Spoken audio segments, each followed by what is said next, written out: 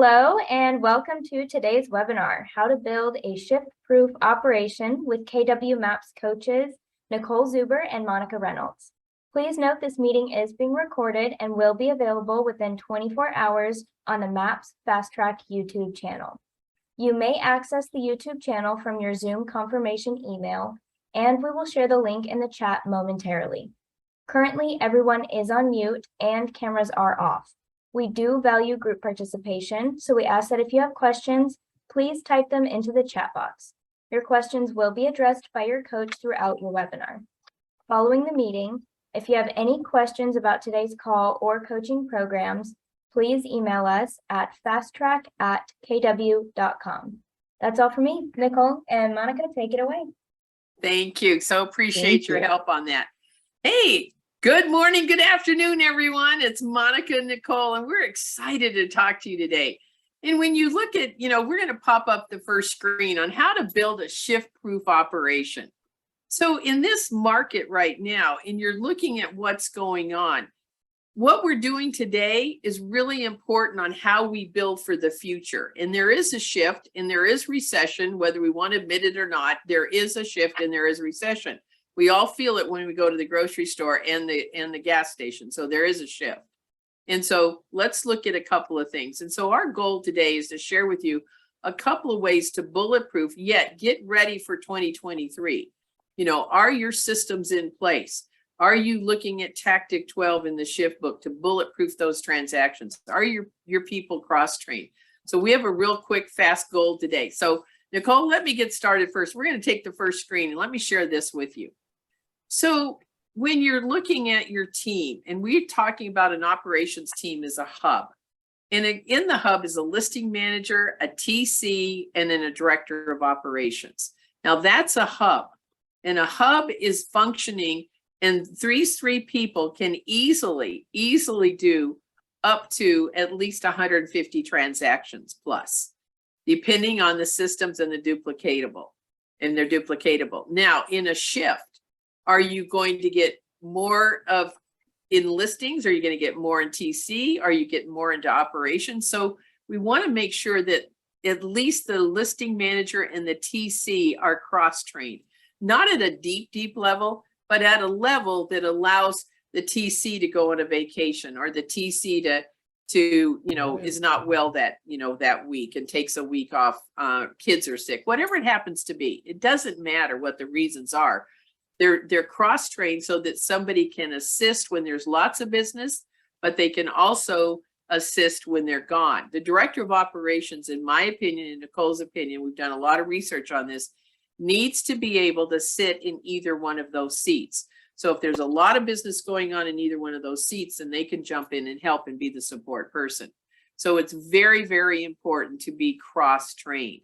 And so you're going to hear that today. And the way you do that is that you have very specific systems. So let's take a look at the next slide. And I appreciate everybody being on here. That's why we're starting fast and we're going to roll fast. So what are the benefits of cross-training your operation? Well, it's a return on investment. You're not going to be hostage if someone gets sick or leaves or goes on vacation or their husband or their wife gets transferred or they're moving to a different state, country, whatever. You're not hostage when you cross-train. People can jump in and help. Employees are better able to collaborate because each one knows what they're doing. So in the class that we do, which is the perfect operations team, Nicole and I want the rainmakers. We want the buyer agents to come. We want everyone to come to that class. How important is it for a buyer agent to understand what the TC manager does every day? It gets into a high level of trust is the first thing, and then a high level of respect. Very important. Increase employee motivation because we're a team. We're all working together. No one ever says, not my job. People say, I can help. Tell me what to do. I can do. Let me jump in. Increase workforce sustainability. The worst thing that happens to a team and a rainmaker is when a key person all of a sudden is not available. And everybody's going, where's this? Where's that? Where's this? Where's that? That's why we're going to talk about a policy and procedures manual for a hub that's duplicatable and scalable so that whether you're doing, 50 transactions or 550 or 1,500, you've got one system for each one of those particular people. So in cross training, each person which we train in our class has their own manual of operations. The TC has a manual of operations. It's totally different than what a listing manager is, and the director of operations is totally different with their job description and what they do. So increase efficiencies, absolutely, because you're manualized and you know exactly what you need to do. And yet the cross training is not at a deep level, it's just at a surface level. So someone can jump in and help with a few of the things.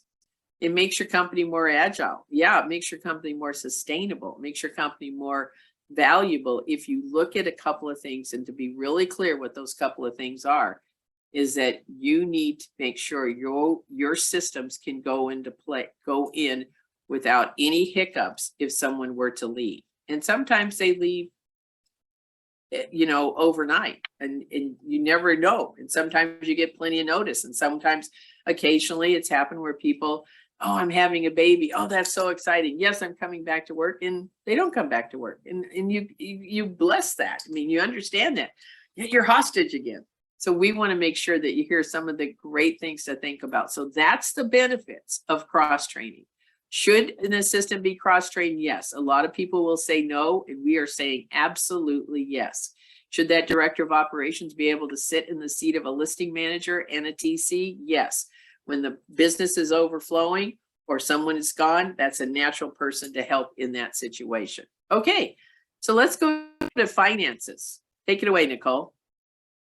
Awesome, guys. All right, so the shift is here. Like Monica said, I'm sure all of you guys are seeing things and changes in your market. And one important piece is, we talked about cross training. The second piece that's really important is managing your finances. So we're going to share with you an acronym that we use universally here with coaching at MAPS, and it's called CRUNK. Why don't we move to the next slide, Ison, so we can go through what that means. So ideally, you want to have a system where you're meeting with your rainmaker at least monthly. So we put it out there, start with the 15th of every month. Usually that's enough time for, your market center has reconciled their books, and your bookkeeper, or maybe it's you, have enough time to get those finances put into a profit and loss statement. And you're going to block off a couple of hours to evaluate the expenses. Now, what we're going to go through right now is what the conversation sounds like. And you could do something as fun as just getting a highlighter of 5 different colors and start going through line by line in these conversations with the expenses that you have. So first, and Gary Keller always tells us, you don't want to cut off your feet. You don't want to cut the bone, you want to cut the fat. So what are things that we're going to keep? The bones of the business, the things that, no matter what the market is doing, we need to have them. They're essential. That's the first thing. Then the next line that you go to is, you ask yourself, is what can we replace? Are there any other products or services that are close to that could give us the same results for a better price? Profit is made in the pennies, you guys. You might want to write that down. And this system here is how you're going to do that. Now, the other thing, the O is for the offset. Can someone help us pay for this? Do you have preferred vendors? Do you have any partners that your business is constantly referring business to that we could also partner with and share some of the cost? Now, Nicole, let me share Yes. something. Only because I know the RESPA law pretty well. I've had my hand slapped a couple of times. Imagine that when it first came into place. It was the wild, wild west a long time ago. So they can pay for marketing. They can pay for events and support that, bring the wine, the cheese, whatever.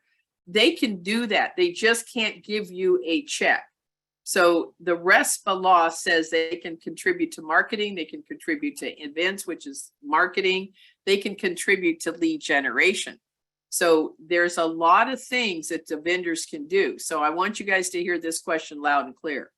The vendors make a lot of money off of what you give them as business. And you, if you're the assistant on this call, are the rainmaker of getting them in line to let them know what you need and that they are performing at a high level. And so for the clients, but most importantly, here's a question. What are you doing for other agents that you're not doing for us? That's an amazing question to write down. What are you doing for other agents that you're not doing for us? And when I've asked that question to vendors, I'm going, really? You do that? I want that too. But if you don't ask the question, you don't know. And squeaky wheel gets the grease. You know, they can say, no, we're not doing that. Okay, then go find a vendor who wants to support you at a high level. You need to know that a client event should never cost you a dime. And so we do a training how that works. It should never be out of pocket. And so when you look at keep and replace and offset, you need to look at every expense and say, who else can pay for this? Sorry, Nicole, take it away. No, I love that. And Monica, you've taken me to the throwback when you coached me years ago when I was in production, and you showed me this. And you always used to say, your vendors are your lead generation. Like you are there. The business is, they lead generate to you. You're giving them business constantly, and it's not costing them those referrals. So why not get an ROI there? So love that. Now let's go back to the end, negotiate. So, I mean, I personally weathered the shift. I know, Monica, you have too. 2009, 2010, the demographic cliff, that was not a fun time. And you're preparing today so that you're not forced to do it when the hand is pulled to you. So you could simply pick the phone call like Boomtown if you have a platform and say, hey, I'm thinking about switching to another company. What can you do to keep my business? You would be surprised on how many of those vendors will work with you, especially given what's happening in our economy and in the markets right now. Then the last thing is the cut. These are the things that are nickel and diming us to death, as they say. They have to go. They're the fat. They're unnecessary. They're not essential. We can absolutely live without them. Doing more with less, if you want to read tactic 2 and 3 of shift, gets you the walkthrough on the mindset that's needed around this cronk conversation. So did I miss anything there, Monica? No, I think that you have to look at as a good admin hub. Each person has a responsibility. What can we cut from expenses? What's not working? A director of operations will definitely do the return on investment on any expenses or lead generation, any expenses. And it's like, who can pay for this besides us? Is there a way for us to leverage this? And I'm not asking you to violate RESPA by any means. I'm just saying, do we need this? Is it valuable? There's so many times that we've figured out that, gosh, this is crazy what we've got going on. So for example, there was a person I coached, Nicole, they spent over $3,000 a month on a copier machine. You gotta be kidding me. And then I looked at my expenses, they were around $2,000. And I went, wait, we gotta fix all this. So you start looking at these leases on the copier, or you start looking at what are some other ways. And we used to get, our title reps to help us with any kind of printing. And sometimes the title reps or the lender would do some of our printed brochures for the open houses and things like that. So I want you to think about in a shift and get ready. It is shifting and it's already there. And some of you have a little bubble over your market right now, but that bubble is going to get a pinprick here pretty quick. So I want you to hear this loud and clear. Think about going to zero. How do we reduce 10% every single month of our expenses? Really diving in, what is it that we can cut? And what I find out, some agents will cut Zillow and they realize it's not a big deal, that they've replaced it with things that don't cost money and that they're being still highly successful. So you really have to look on that return on investment and make sure that any of those contracts that you have on lead generation, whether it's your not landlines, but your digital phones, whatever your phone system is coming into the office, what are some of the things that you can negotiate down? Everything is negotiable. And I know all of you called on your cable or your satellite and said, hey, I'm thinking of switching. And all of a sudden they give you this great deal. Imagine that. And that always makes me mad. Why didn't I call last year? Now you're going to give me this deal because I said I'm going to move over to DirecTV? Really? All right. So let's go to the next slide real quick because this is the fun slide. Now, some of you know about this and you've seen it, but this is an important thing to me. Referrals are generated by the operations team, and that is drive profit for business. Okay. So the referrals from the team. I want all of the admin to hear me loud and clear. You have friends, family, and past coworkers. You have neighbors. You have people you know that the agent doesn't know. How many people in your cell phone? How many people, do you have on Facebook? Most assistants tell me they have over 1,000 in their Facebook. So for fun, you guys throw in to me into the chat box, how many people in your Facebook? So I want you to think about, this is not a cul-de-sac job, that there are opportunities for you also. And in our training, we make sure that every single person on the team is clear about asking for reviews, asking for referrals from every client, using the promise, and making sure that each client, as you move along, by the way, we appreciate your business. Is there anything else we can do to help your day? Good. I got one last question for you. Our business is based on referrals from great people like you. Who do you know right now? Every team member should be asking for referrals. And we teach that in this class, that the listing manager, the TC, and also the director of operations, who's going to do a final close call with them. This is important for everyone to be focused on. Did we get a referral from that client with their time with us? You should say yes. And if not, we've got the scripts, we've got the training to do that. Now, reviews and referrals are absolutely immeasurable as far as how the operation performance is doing. If you've got a 0 on this, or you're on a scale of 1 to 10, you're about a 2 or 3, let's step it up. Let's look at how powerful that is in a shift. It's your current client will know at least 5 people every single year that are going to buy or sell real estate. And when we build that trust bridge with the hub is the heartbeat. The hub is the person that is going to absolutely glue the relationship down to move forward or not, especially the TC. In the systems, you've got to have all of these scripts in place that move that client forward, and you're checking their temperature as they go. There are so many metrics for winning and losing the client experience. Talk a little bit about that, Nicole. Yeah, absolutely. So, I mean, who doesn't want to know whether they're winning or losing in the role? You guys, you show up every day. You are the front line of the client experience from start to finish. And those reviews and those referrals, that is a lag measure of the great experience that the client had. So through our course, we teach you how to put that into, based off of GPS, and put the metrics into a 411 to stay accountable. Your director of operations is reporting. If you report to your DOO, we want you to have numbers there so that you can go and constantly be driving towards something. And then also the other thing that we show you in this course is that there are 3 to 5 trigger points in a transaction where it's optimal to ask for that referral. And like Monica was saying, the conversation we don't call it script anymore, the conversation that you have when you are during those trigger points. So bottom line is if you don't have metrics or you don't have numbers to it, everything is all based off of qualitative, not quantitative emotion. That's how I look at it. But I truly believe that when you do have numbers there, you can then measure the quality of the service that you are providing. So it would be an honor to go deeper into that with you guys in our course coming up. Anything else there, Monica? No, let's go to the next one. Let's talk about the really fun this stuff one's now. Fun. Okay, Yes. yeah. So why try to reinvent the wheel? Carrie wrote this book Shift a long time ago. I think it was in the early, or about the 2005 or 6, somewhere in there. And here's what I want you to know about that. Nothing has changed about that. I've been in real estate 42 plus years, and there's been 4 or 5 major different kind of shifts and cycles. Nothing's different.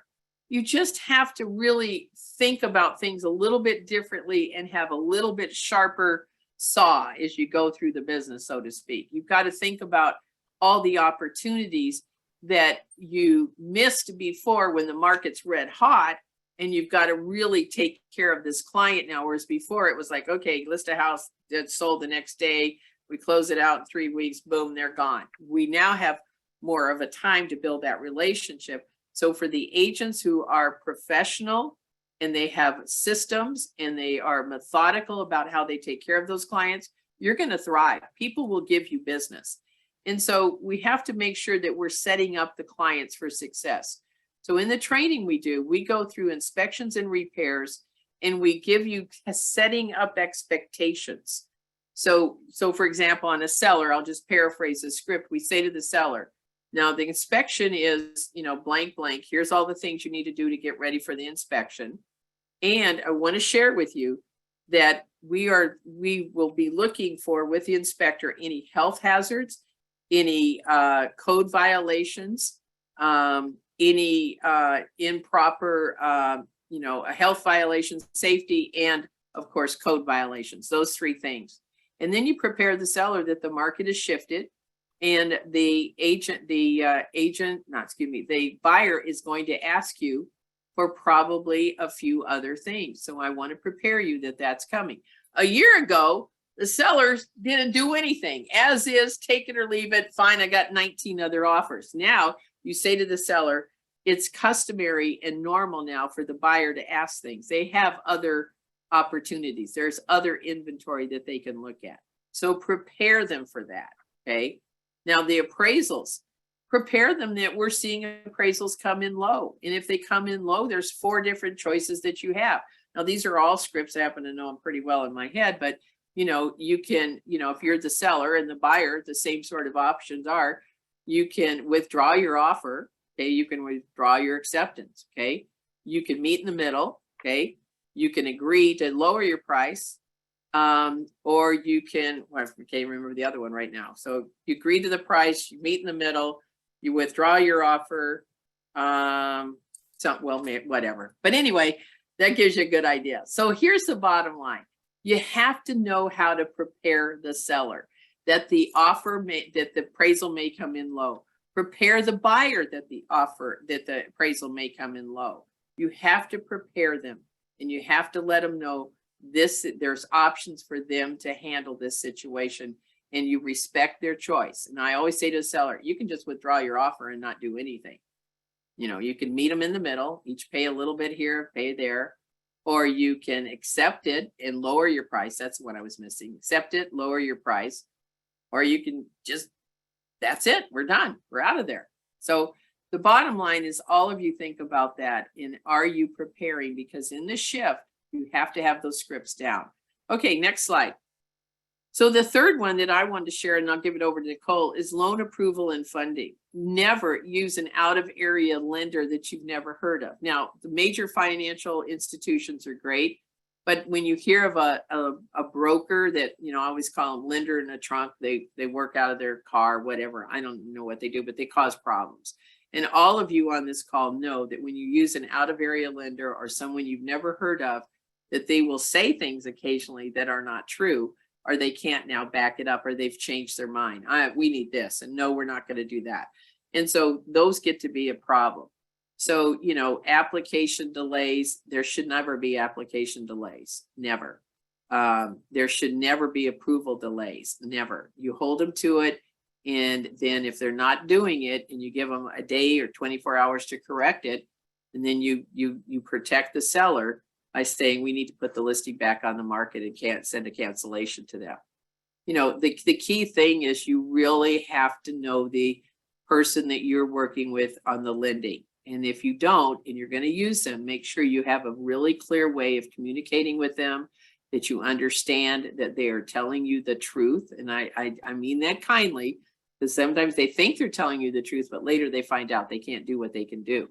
So always use a lender, and always, in my world, we would always counter back with, in the days when it was a hot market, you'll use this lender, because that way we know it's going to get done. Okay. So what's number 4? Nicole? Other contingencies. So we're teaching you how to stay ahead of the game, guys, and be prepared. No, same thing we're talking about with our finances. So deals could fall because of buyer's house that is tied up, that they're the seller on, didn't go through. Sometimes there's domino effects. So what do you do in those cases? Well, you could easily start taking backup offers. We were kind of experiencing backup offers in this last market when, our properties would go on the market for a second and then multiple would come in. But you'll see more and more of this just to protect your client. When interest rates keep going up, people are losing, they lose their jobs every time a point goes up. The qualification of what these buyers were approved for shrink. There's third-party approvals that are still needed. You know, you do see, I do believe that we'll start seeing more foreclosures, and maybe not short sales. There's still short sales in places that I coach across this country. And for those of you that don't know about it, well, it is it's basically when somebody owes more on the property than what it's worth, and they don't have the money to bring the remaining balance to whole. So the bank then negotiates. My fingers are crossed and praying that we don't have to experience that, because Monica, back in the day, I would carry 30 short sales at a time. It was craziness. Yeah. And so anyhow, how you can make sure and be ahead of this is always looking at the preliminary title search. Make sure that there's no additional liens on those properties, that even a mechanic's lien, for crying out loud, where you can't fund and transfer title over.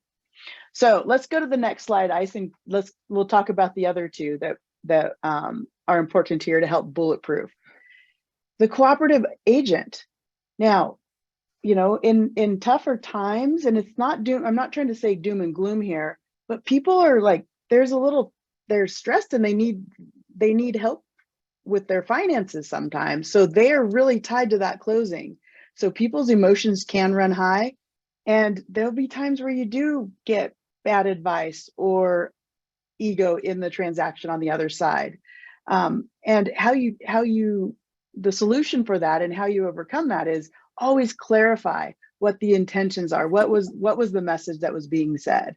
Always document. Yeah, and Nicole, one thing about this too on that co-op agent, because I know, you know, we've all, you know, have a challenge sometimes with the co-op agent. They call too much, or you can't get them at all, right? So you're the CEO of the file. So in our training, we make sure that TC and the listing manager and the director of operation is that you're always in control of that conversation. So when you get an agent that brings you, you know, whether they're on your team or outside the team, you say, here's how I like to communicate. Would this work for you? You know, and here's the times that I'm available that you can reach out to me. Would this work for you? So you say, you know, between 1 and 3, I'm available for any, you know, call or text, email, whatever you need to do. And yet you're telling them that you have a window of time in the afternoon, 1 to 3. You're not available 9 hours a day for them to call, text, and you know, every time they get a knee-jerk reaction to something, like Nicole said, respectfully, it might be their house payment that they're calling on. We have to understand that, respect that. They are your client. That co-op agent is your client. The agent is your client. The client is the client. So you have a lot of clients here to keep happy. So you say, here's how I work. Would that work for you? Then you have to show that you mean what you said.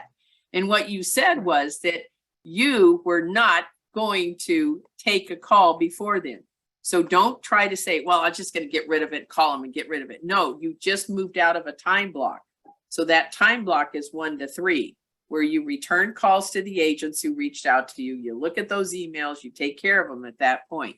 Now, I understand the exceptions when it's absolutely a nutty time, you know, and there's something going on with the closing that's crazy, or the listing that's crazy. I get all that. So you can make an exception once every now and then, not every day. Okay, go ahead. Not every day.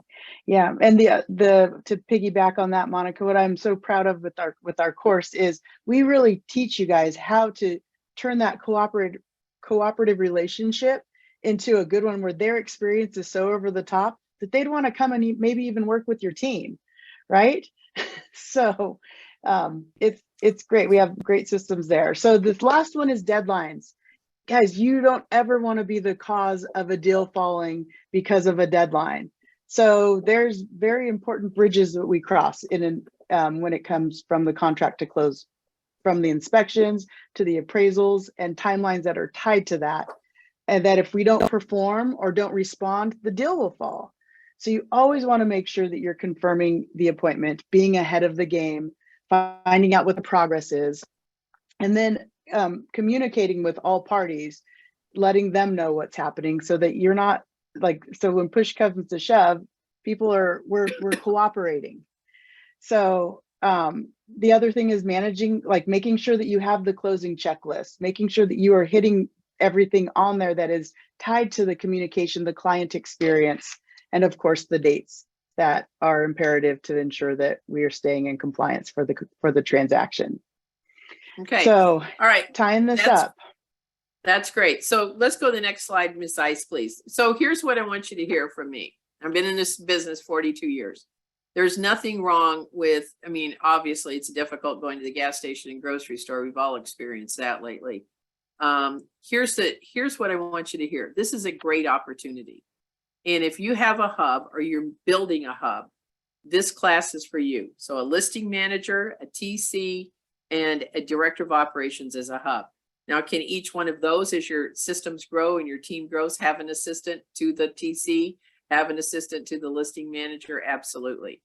And so each person, so to be shift proof, you've got to look at each position right now. Is your listing manager doing everything he or she can to make sure that that listing is absolutely top notch? Is it Ritz-Carlton service to that client?